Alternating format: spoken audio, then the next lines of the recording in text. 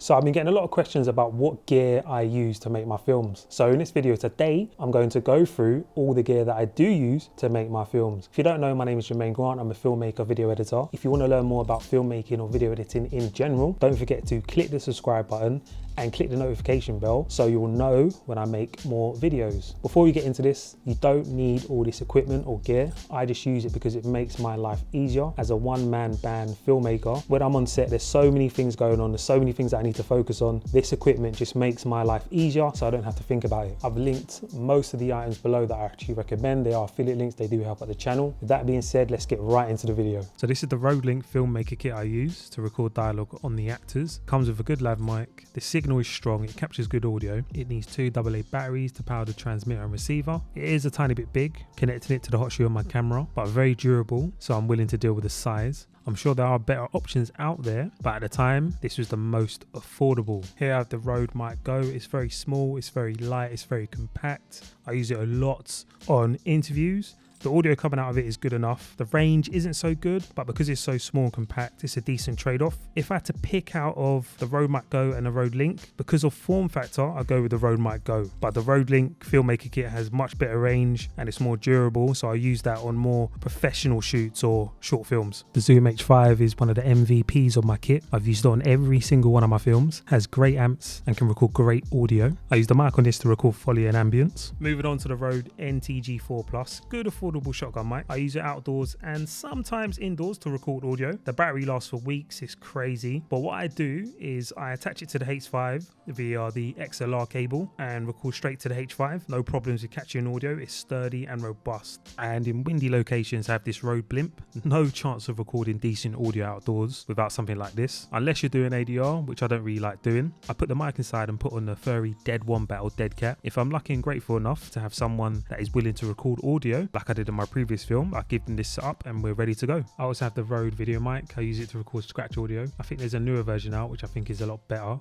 I just connect it to the camera mic jack and ready to roll. Moving on to lenses. This along with another is my favorite lens, the Samyang or Rokinon if you're in the US, VD SLR Cine 24mm T1.5. I love the look coming out of this lens, man. It's a manual focus. It has gears around the focus ring, making it a bit easier to pull focus. The focus throat is larger or longer than your normal photography lens, again making it a bit easier to pull focus. It also has a declicked aperture, meaning you have to manually turn the focus ring to increase or decrease the aperture or to let in more light. These lenses do get a bit soft at T1.5, but I kind of like that look. I also have a 50mm, don't use it as much, but it's handy to have. Now this is my go-to lens, the Sigma 18-35. I love this lens, used it on all my films. It's a workhorse. I've had it for about 3 years, hasn't let me down. It's brilliant. If I could only have one lens, I'll get this one. I highly recommend it. It's fast with a 1.8 f-stop and you can change the focal length with the lens staying the same size. So if I'm on a gimbal, I don't have to worry about rebalancing when I'm changing focal lengths. Brilliant. Moving on, I have the Tiffin variable ND filter. I actually don't recommend this filter. Not very consistent, casts weird vignetting because it has no hard stops built in. Was getting poor results shooting outside, so I'd done a bit of research and I got the Freewell variable ND filters. They come in a pair, I love it. No weird vignetting or shifting colors. They have hard stops. Very happy with the results I get from these. The Polar Pro ones for me were too expensive, but I find these ones yield brilliant results for what I need them for. They're very thin, so just gotta remember to handle them with care. I have these step up and step down rings, so instead of wasting money buying a bunch of variable ND or polarizers, I bought one ND with a large thread, 77mm, and I use these step up and step down rings to attach the filter to my different lenses. And next, I have the Tiltar Mini matte box. Don't really need this, but I was tired of always getting glare from either the sun or a street light, and I wanted something small and compact and affordable, so I purchased this little gem and I'm very pleased so far. It also takes screw-on filters, which is a bonus. I'm loving it so far. The Tiffin Black Pro Mist 1/4 or 1/4. Yep, I love this. Adds a silky look to your footage. It kind of diffuses or blooms out the highlights or adds a bit of atmosphere, if that even makes sense. But adds a very subtle look to your footage, which I like. I pretty much have it on all the time. The Atomos Shinobi, it's a solid field recorder, has everything I need it to do. It's very bright, it's light, it has great features. For me, it does the job when I'm monitoring my image on set. I also got the small rig cage just to protect it. The small rig fold-in tool set. Any filmmakers out there will know how valuable stuff like this is. I use it to unscrew or screw tight and loosen screws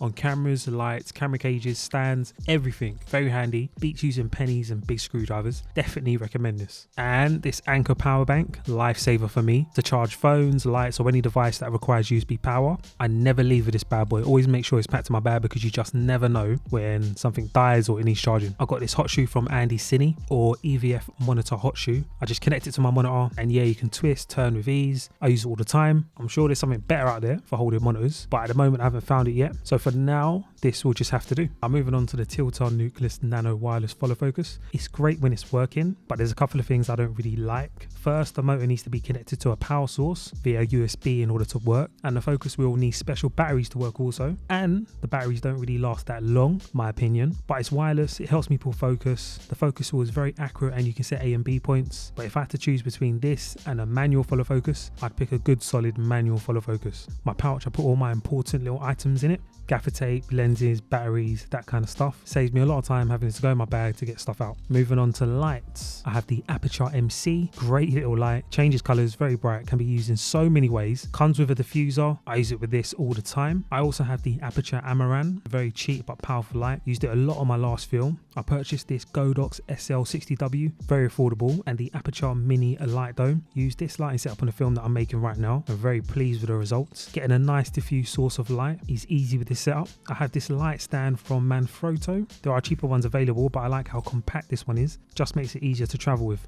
And the Manfrotto B3 travel tripod. I've used this on pretty much all of my films. It's small, it's compact, it's light. The tripod has a leveling bowl with a fluid head. I couldn't recommend this tripod enough, especially if you travel a lot. It also comes with a small case, which is handy. The Zion Crane 2, it's a good gimbal. I use it every now and again when needed. Moving on to this slider, I got this from Amazon. It's 120 centimeters long. I got it at a very good price. To be honest, personally, I wouldn't recommend it, but good sliders are very expensive. With this one, to get a really smooth controlled shot requires a lot of practice, but for the price, it's good if you know how to get the most out of it. I got a Manfrotto bag. It opens from the back, which I like. It's able to carry my gimbal and most of my equipment. It's built very well. Moving on to cameras, the GH5S I use for YouTube, client work, interviews, and I did use it for my previous 2 films. It's very good in low light, packed with a lot of features. I also use it for photos. My SD cards I have in this case. The SanDisk SD cards are reliable. I've never had any problems with them. And batteries for the camera, I number all my batteries. I have this V-mount battery from Switch S.